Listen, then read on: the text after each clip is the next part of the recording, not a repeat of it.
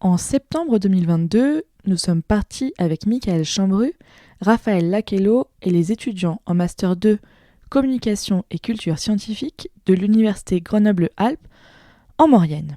L'objectif ? Mieux comprendre la controverse autour du Lyon-Turin. Ce projet ferroviaire d'envergure pose de nombreuses questions philosophiques, écologiques, économiques. La liaison du Lyon-Turin est l'un des grands projets approuvés par le Parlement européen en 2004. Il appartient à un dispositif qui vise à mettre en réseau 5000 km de lignes nouvelles en Europe. Sur le territoire, beaucoup contestent ce projet.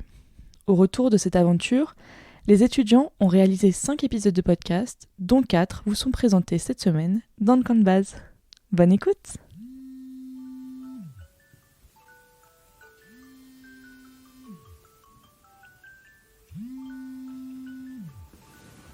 « 19 septembre 2022, 6h30.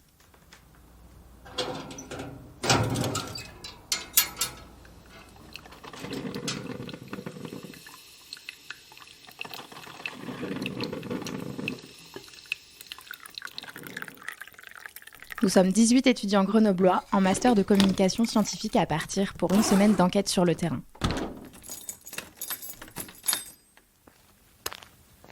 L'objectif ? Étudier les controverses autour de la ligne ferroviaire Lyon-Turin, dans la vallée de la Maurienne.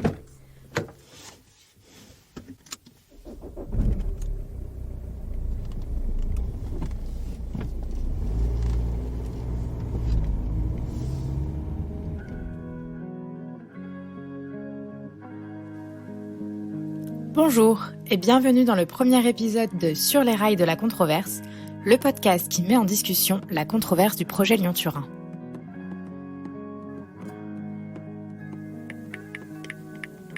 Première adresse dans le GPS, Saint-Jean-de-Maurienne, pôle multimodal. Prenez à droite sur boulevard Maréchal Foch. Comme le soleil n'est pas levé, l'air est encore frais.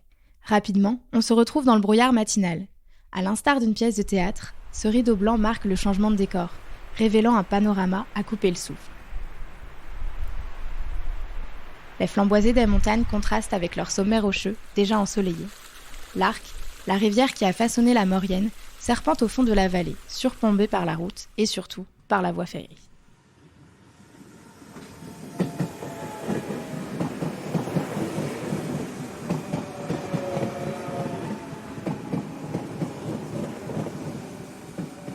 Appareil photo en main, nous découvrons, admiratifs, ces paysages que nous côtoierons toute la semaine. Il y a pire comme cadre de travail.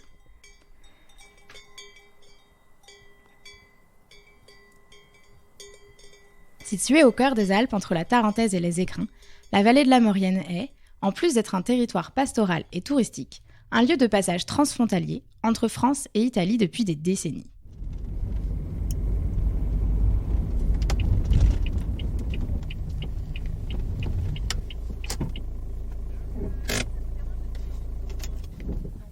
Nous nous retrouvons au tout nouveau pôle multimodal de Saint-Jean-de-Maurienne, où nous sommes rejoints par Michael Chambru, directeur de notre master et spécialiste des controverses, Raphaël Lakello, doctorant préparant sa thèse sur l'histoire des forêts de la Maurienne, et Émilie Vadel, notre référence en podcast. Vous venez d'où ? Vous avez l'habitude de la montagne ? Pas ?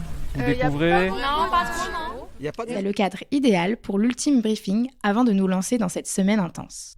Et ben là, on est parti pour être pendant 5 jours en Maurienne et en Haute-Maurienne pour enquêter autour d'un projet d'aménagement du territoire. Donc projet d'aménagement de la nouvelle ligne ferroviaire transalpine Lyon-Turin. Donc pendant une semaine, on va partir à la rencontre des acteurs du territoire pour se plonger dans la complexité de cette controverse. Il faut bien ça pour appréhender un tel sujet. Comme pour l'aéroport de Notre-Dame-des-Landes ou le tunnel sous la Manche, les gros chantiers qui touchent de nombreux acteurs et territoires sont souvent sujets à controverse. Et le Lyon-Turin n'y échappe pas.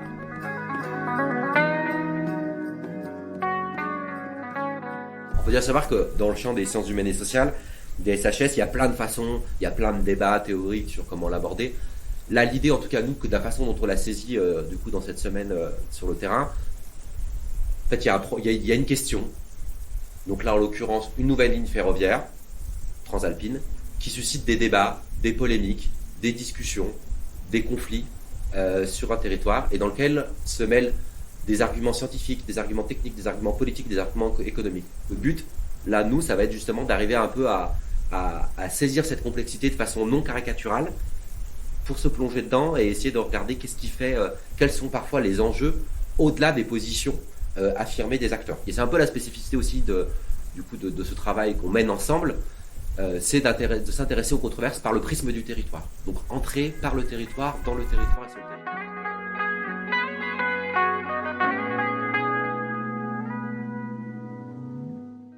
C'est avec l'envie de comprendre le sujet et une certaine hâte d'entendre de nombreux acteurs que nous nous préparons à recueillir les témoignages afin de vous les partager dans cette série de podcasts. Et là, si tu veux enregistrer, tu fais ça. Et là, tu vois que c'est en rouge et ça décompte les secondes. Et hop. Vas-y, parle. Tu m'entends bien ? Est-ce que tu m'entends bien ? Ah, ouais, là c'est bon. Ah, là c'est mieux ? Ah ouais. Test son et vlog du 2e jour. Non, mais attendez, parce qu'on puisse trouver un assez bon volume. C'est ça qui est génial avec un casque. Ça peut en avoir un retour en direct, du coup, c'est pas que juste la vieille barre qui te dit si le son est bon, c'est que tu entends. De Saint-Jean-de-Maurienne à Ossois, nous arpenterons finalement qu'un petit morceau de cette vallée qui s'étend sur 125 km. Rencontre avec les porteurs du projet et les locaux, visite du musée et des travaux, de la forêt et des points de vue, le parc national de la Vanoise, la Normale, le Bourget, Modane, Saint-Jean. Est-ce qu'on a vraiment le temps de faire tout ça ? Je connais pas du tout la Maurienne. C'est un peu... je sais pas trop à quoi m'attendre. Donc ça va être très bizarre de se... Je sais pas. Non, moi je suis content qu'on travaille sur ce projet parce que moi je suis intéressé par le monde ferroviaire un petit peu et puis c'est ce dont on va parler là pendant une petite semaine, donc vraiment hâte de travailler sur cette thématique là. Mais en vrai, ça me fait un peu peur parce que je sais pas comment ça va se passer au niveau de la prise de son, comment est-ce que les intervenants vont réagir quand on va leur demander de récapituler ce qu'ils nous ont dit pendant 2 heures en 10 minutes. Et même avec, on sera en extérieur, donc avec le vent et tout, je pense que ça va être assez compliqué, on n'a pas l'habitude, vu que d'habitude on est plutôt en studio. Oh, on va s'adapter, puis je pense qu'on préparera les questions. Moi, c'est surtout le nombre de personnes qu'on va rencontrer qui m'inquiète. T'imagines tous les gens qui vont nous donner des infos ? Non, mais de toute façon, on est en montagne, les décors sont quand même vachement beaux, et puis franchement, ça va être une bonne semaine, on va bien s'amuser. De toute façon, on va bien se parer et peut-être essayer d'apprendre 2-3 trucs. Maintenant que nous savons presque à quoi nous attendre, chacun prend une bouffée d'air frais et s'imprègne de ce nouveau décor à la découverte de la vallée, à travers le regard de ses habitants. Je trouve l'endroit merveilleux. Les gens sont authentiques.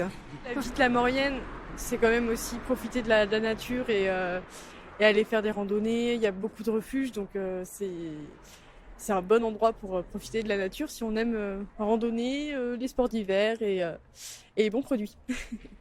Et souvenirs, j'en ai des souvenirs.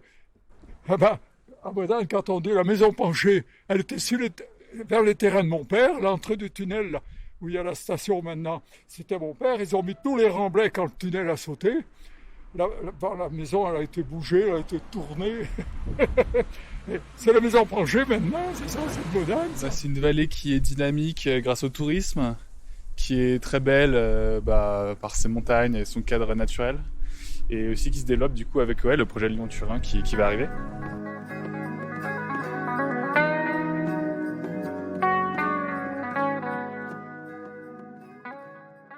Le projet de ligne ferroviaire transalpine reliant Lyon à Turin vise à favoriser les échanges transnationaux, en complétant la ligne européenne appelée Corridor méditerranéen. Connectant Lisbonne à Kiev, cette portion permettra de désengorger le trafic routier en transportant des marchandises dites de fret, mais aussi des voyageurs. Benjamin Serrano, du service ingénierie de la société TELT, entreprise franco-italienne, en charge de la construction du tunnel de base, nous explique. Alors le projet du Lyon-Turin, c'est un projet qui a démarré, qui a émergé dans les années 90, avec la volonté d'unir l'Europe et d'améliorer le trafic européen, donc le trafic ferroviaire, donc à la fois pour les voyageurs et pour le fret.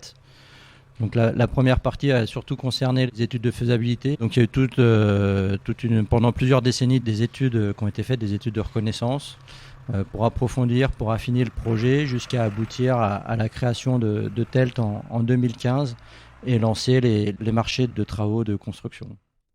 C'est finalement un grand projet européen que nous allons aborder à l'échelle locale, puisque c'est ici, dans la vallée de la Maurienne, que se déroulent les travaux de la section transfrontalière avec l'Italie. Ce sont des enjeux économiques, environnementaux et de mobilité qui émanent de ce projet. Il a été imaginé en 1989 dans un objectif d'ouverture des frontières à la suite de la chute du mur de Berlin. La particularité de ce tunnel, au-delà de sa longueur de 57,5 km, est son orientation. Contrairement aux autres tunnels transalpins déjà existants, qui sont orientés du nord au sud, celui-ci traversera les Alpes d'est en ouest. Il sera soumis à beaucoup plus de contraintes géologiques et de roches différentes. Alors, les difficultés principales de ce projet sont les dimensions hors normes. Donc, il faut imaginer un tunnel de 2 fois 57 km à travers les Alpes, sous les Alpes, avec un passage à plus de 2000 mètres de couverture, donc avec des fortes conditions de température et de pression. Les difficultés principales, c'est amener des conditions satisfaisantes pour que les gens puissent travailler. Donc, c'est notamment de l'air frais. Une prouesse technique qui devra voir le jour aux alentours de 2030. Mais alors pourquoi, nous, étudiants en master de communication et culture scientifique et technique, on est là? De par sa position transfrontalière, la vallée de la Maurienne est un lieu stratégique pour la mobilité.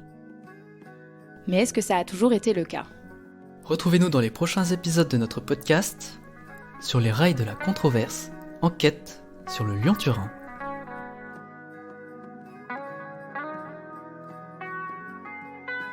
Pour la biodiversité, on suit la démarche éviter, réduire, compenser les impacts. En fait, ils bougent tout sans forcément penser aux gens qui habitent ici, quoi. Avec des messages de communication, des chiffres non documentés, des prévisions complètement fantaisistes.